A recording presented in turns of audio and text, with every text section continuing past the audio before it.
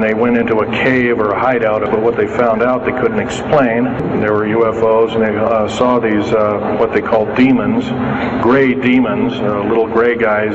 There are places on this planet that whisper secrets no one is supposed to hear. Places hidden beneath the dust, beneath the ordinary, where shadows have a life of their own. For those who look too closely, the truth can be heavy enough to destroy them. This channel exists for the ones who still ask questions, who see patterns in the darkness and can't look away. Here, we peel back the quiet layers of the world's strangest events, the mysteries that sit between history and the unexplainable. Tonight's story is one of the most unsettling of them all. It begins in the lonely deserts of New Mexico, where a man claimed he saw something beneath the earth, something that would cost him everything. His name was Phil Schneider, and before he died under suspicious circumstances, he said he had a warning for us all. A warning that might still echo through the tunnels of Dulce Base. Schneider said he was dragged back to the surface barely alive, his body covered in burns that doctors couldn't fully explain. Official reports labeled it a gas explosion, but he insisted there was no such blast, only an exchange of fire between humans and something that wasn't from this earth. For months, he was kept in military hospitals under tight security, constantly questioned and monitored. When he was finally released, he was warned never to speak about what happened beneath Dulce. But Phil couldn't stay silent. He began showing his scars at conferences, lifting his shirt to reveal the strange wound on his chest, the missing fingers on his left hand, and the fear in his eyes that never left. He spoke about how the government was working alongside these entities, sharing technology and secret trade agreements while keeping the truth from the public. He said that beneath America's deserts and mountains, entire facilities existed where humans and extraterrestrials collaborated, or rather, where humans were subordinate to something much more powerful. As he described it, Dulce Base was not just a military installation, but a biological laboratory, where genetic experiments were being conducted and hybrids created from human and alien DNA. He said the screams of test subjects could sometimes be heard through the ventilation shafts, echoing in the steel corridors of that subterranean world. According to him, these projects were designed to create a new species capable of surviving extreme conditions, perhaps even capable of existing off-world. But Phil insisted it wasn't science, it was control. He believed these experiments served a darker agenda, one that blurred the line between humanity and something else entirely. The higher-ups denied everything, but the way he told it, the government wasn't just covering up what had happened, they were actively part of it. Every attempt he made to reach the public was met with intimidation. His home was broken into more than once, and sensitive documents he'd hidden away were taken without any sign of forced entry. Friends who tried to help him claimed their phones were tapped and their mail intercepted. Phil said that every time he spoke publicly, he expected it to be his last. By 1996, his warnings had grown desperate. He spoke about the rapid expansion of underground bases, the hidden budgets that funded them, and the invisible hand guiding global events. His speeches weren't wild rants. They were filled with dates, names, and blueprints that matched classified defense projects later confirmed to exist. He would say, "If I'm telling lies, I'll be alive next year." But he wasn't. In January of that year, Phil Schneider was found dead in his apartment, officially ruled a suicide. He had been strangled by a piece of surgical tubing, a method that investigators themselves admitted was highly unusual for a self-inflicted death. His friends and family never believed the official story. They said Phil's notes disappeared, his materials were confiscated, and the few recordings he left behind became the only fragments of his testimony. Even now, decades later, his story remains one of the most chilling accounts ever spoken in the world of classified secrets. People who visited Dulce describe strange lights over Archuleta Mesa, the hum of underground machinery at night, and the sense of being watched even when the desert is still. Local tribes, especially the Jicarilla Apache, have their own legends about beings beneath the mesa, stories that existed long before Phil ever arrived. They speak of tunnels and watchers, of spirits that dwell below the stone, and stories that seem to merge eerily with what Phil described. Researchers who have gone looking for evidence find traces of electromagnetic anomalies, military-grade radar interference, and unmarked aircraft moving in patterns that defy conventional flight paths. The deeper they dig, the stranger it gets, as if something down there doesn't want to be found. Phil's legacy lingers like an echo through time, part confession, part warning. Whether he uncovered a terrifying truth or was silenced for something else entirely, no one can say for certain. But what makes his story impossible to dismiss is the consistency of his details, the physical evidence of his injuries, and the fact that he gained nothing from coming forward. Nothing but fear, isolation, and ultimately death. To this day, people still argue over who Phil Schneider really was. Some call him a whistleblower who exposed one of humanity's darkest pacts. Others insist he was delusional, a man haunted by his own demons. Yet even skeptics pause when confronted by the precision of his words, the calm way he described the indescribable, and the grim certainty in his voice when he said that something beneath the earth was waiting. That somewhere under the mountains of New Mexico, an ancient secret continues to pulse in the dark, one that cost him everything to reveal. Schneider's story took a darker turn when he began speaking of what he called the Dulce War. It wasn't just a single encounter gone wrong. It was, according to him, the violent collapse of an uneasy alliance between humans and extraterrestrials deep beneath the earth. He described it as a war fought in absolute secrecy, hidden under the silence of the desert and protected by layers of classified operations.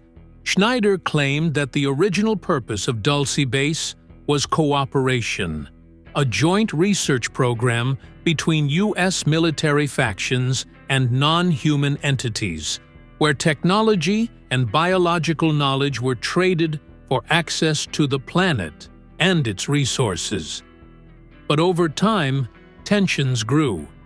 He said that the extraterrestrials began expanding their sections of the facility, taking control of lower levels that no human personnel were allowed to enter. Those levels, he claimed, housed genetic laboratories filled with grotesque experiments, hybrid creatures suspended in tanks, human captives used for testing, and rooms where the air itself seemed to vibrate with something alive and aware. It was in one of those levels, he said, that the agreement finally broke down. Security forces were sent to investigate unauthorized activity, and the result was the massacre he barely survived. A secret battle between species that marked the beginning of a hidden conflict still unfolding in the dark. After the Dulce incident, Schneider walked away from government work, but the memories followed him like shadows. His injuries, missing fingers, Severe burns and the jagged scar that stretched across his chest became both his burden and his proof. In the early 1990s, he began to speak publicly, not for fame, but, as he said, for survival. His lectures were raw and unfiltered, often given in small halls or conferences filled with people who didn't know whether to believe him or not. But the emotion in his voice was undeniable. He would lift his shirt to show the scar, his voice trembling as he said, "It wasn't from any industrial accident, but from a weapon that no human had ever built." He brought with him strange metallic samples he claimed were part of extraterrestrial alloys, and copies of documents he said proved the existence of black budget programs, operations so secret that even Congress had no control over them. These, he said, were the programs funding underground bases, alien research, and projects that blurred the boundaries of science and nightmare. As his message spread, so did the danger. Phil often told his audiences that he was being followed, that his phone was tapped, and that friends of his had disappeared after asking too many questions. Yet he continued, driven by a sense of duty stronger than his fear. He said the public had the right to know what was being done beneath their feet, to understand that humanity's technological leaps, fiber optics, stealth aircraft, and microchips might not have come entirely from human ingenuity. He claimed that these were gifts, traded from beings who saw humanity not as equals, but as resources. Each time he spoke, the room would fall into uneasy silence, the audience torn between disbelief and dread. And each time, he reminded them that if anything ever happened to him, it would not be by his own hand. In his final recorded lecture, Schneider's voice carried a haunting certainty. He stared into the crowd and said that he was risking everything by speaking the truth. He warned that the treaties made between humans and extraterrestrials had gone too far, and that genetic experiments were reshaping what it meant to be human.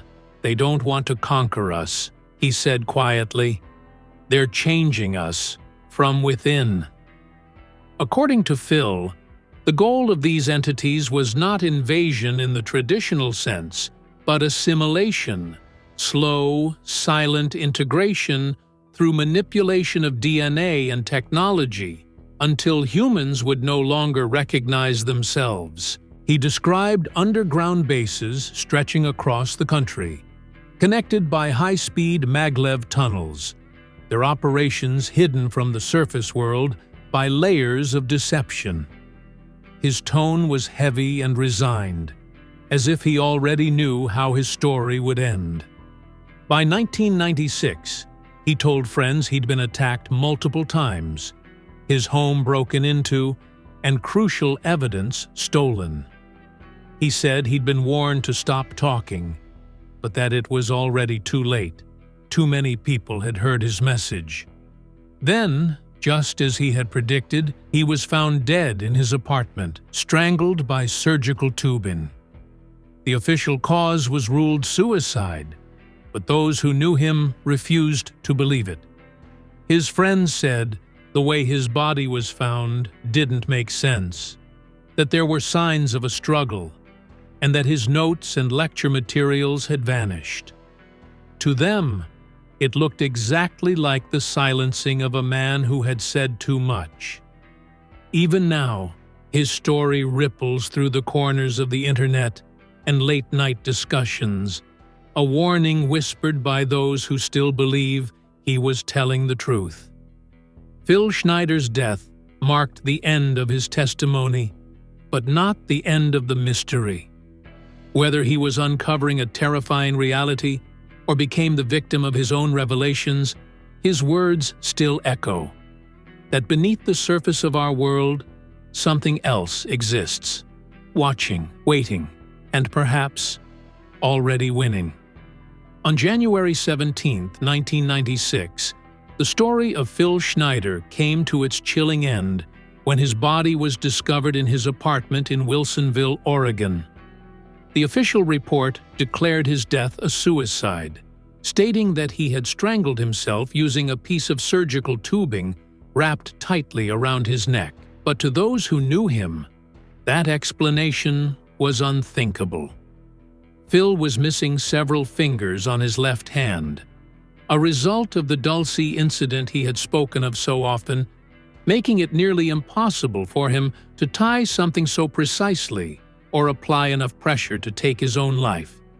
The scene itself felt unnatural, too clean, too arranged, as if someone wanted it to look a certain way. Even more unsettling was the discovery that many of his personal files were missing, including research notes, lecture materials, and classified documents he had previously shown during his talks. His ex-wife, Cynthia, was among the first to speak out, saying that Phil had warned her for months that he would be taken out for revealing what he knew. And when she tried to obtain his autopsy report, the one document that might have brought clarity, she was told it didn't exist, that there was no record of it ever being filed. That vanishing report became a haunting symbol of the unanswered questions surrounding his death. To this day, the official cause remains the same, but the circumstances continue to raise doubts. And for those who've studied his case, the timing and the nature of his warnings seem too aligned to dismiss. Even beyond Phil's story, the small town of Dulce, New Mexico, has remained a place that breathes mystery. Nestled near Archuleta Mesa, this isolated community has long been associated with strange occurrences that defy explanation. Locals have spoken in hushed tones about lights that move silently through the sky, casting eerie glows across the mesa before vanishing without a sound. Others have reported a deep mechanical hum that seems to pulse beneath the ground, felt rather than heard, especially at night when the desert is still. Cattle mutilations in the surrounding area have been documented for decades, with animals found with organs removed through incisions so precise that even modern surgical equipment would struggle to match them. Former state police officer Gabe Valdez, who investigated many of these cases, discovered evidence suggesting human involvement, discarded flares, radar chaff, and gas masks left behind near the mutilation sites. He said predators didn't leave behind military-grade materials. Over the years, witnesses have also described seeing black, silent aircraft hovering over Archuleta Mesa and strange figures moving along the cliffs before fading into the rock as if the earth itself swallowed them. Theories persist that an underground base lies beneath the mesa, stretching for miles with multiple levels, the upper ones used by humans and the lower ones belonging to something else entirely. Yet when outsiders ask about it, most locals look away or change the subject. Their hesitation says more than their words, a quiet acknowledgement that something isn't right beneath that land. What makes the story of Dulce even more disturbing is the recurring pattern that surrounds anyone who tries to expose it. Phil Schneider was not the first to speak about strange activity beneath Archuleta Mesa. Years earlier, a physicist named Paul Benowitz claimed to have intercepted alien communications near the area. He gathered evidence, shared it with authorities, and soon found himself under what he described as psychological assault, disinformation, harassment, and intimidation that eventually drove him to a breakdown. Others who investigated similar claims reported being followed, threatened, or discredited. To skeptics, these are coincidences or signs of obsession. But to those who've connected the dots, the pattern feels intentional, a chain of silence stretching across decades, enforced by fear and manipulation. Even now, government archives remain strangely empty when it comes to Dulce. No official files, no declassified documents, nothing to confirm or deny its existence. Satellite images of our Chuleta Mesa often appear blurred or pixelated in precise sections, and researchers using ground-penetrating radar have recorded readings that spike inexplicably, as if energy is emanating from deep below. Whatever is down there, whether man-made or something far older, remains hidden beneath layers of secrecy and silence, protected by forces that do not want it exposed. Yet, in a strange way, Phil Schneider's legacy has endured longer than those who tried to silence him. His lectures, grainy and decades old, still circulate online, shared by those who see in him a man consumed by the truth he tried to reveal. His words, trembling but resolute, have become warnings that echo across generations, pieces of a puzzle that refuse to fade. Whether his accounts were evidence of a vast cover-up or the unraveling of a man burdened by what he'd seen, the conviction in his voice is undeniable. He believed every word, and he was willing to die for it. He once said, "The truth doesn't need believers, it only needs to survive." And survive it has. Every year, more people discover his recordings, his photographs, and his notes, each one adding another layer to the mystery. For some, he was a whistleblower, silenced by a system terrified of exposure. For others, he was a visionary whose warnings came too late to change anything. But for all who hear his story, one question lingers. If he was telling the truth, then what else lies beneath the surface? And how far would those in power go to keep it buried? Some stories refuse to die, even when the people who tell them do. Phil Schneider's story lives in that uneasy space between fact and legend, too strange to believe, too detailed to dismiss. Whether he was a whistleblower, silenced for revealing forbidden truths, or a man consumed by what he thought he saw, one thing is certain. He wanted the world to listen. And maybe that's what we're doing right now. If you've made it this far, tell me what you think. Was Phil Schneider a victim of something far greater, or a man haunted by his own discoveries? Drop your thoughts in the comments. Share this with someone who loves a good mystery. And don't forget to subscribe for more stories that challenge what we think we know.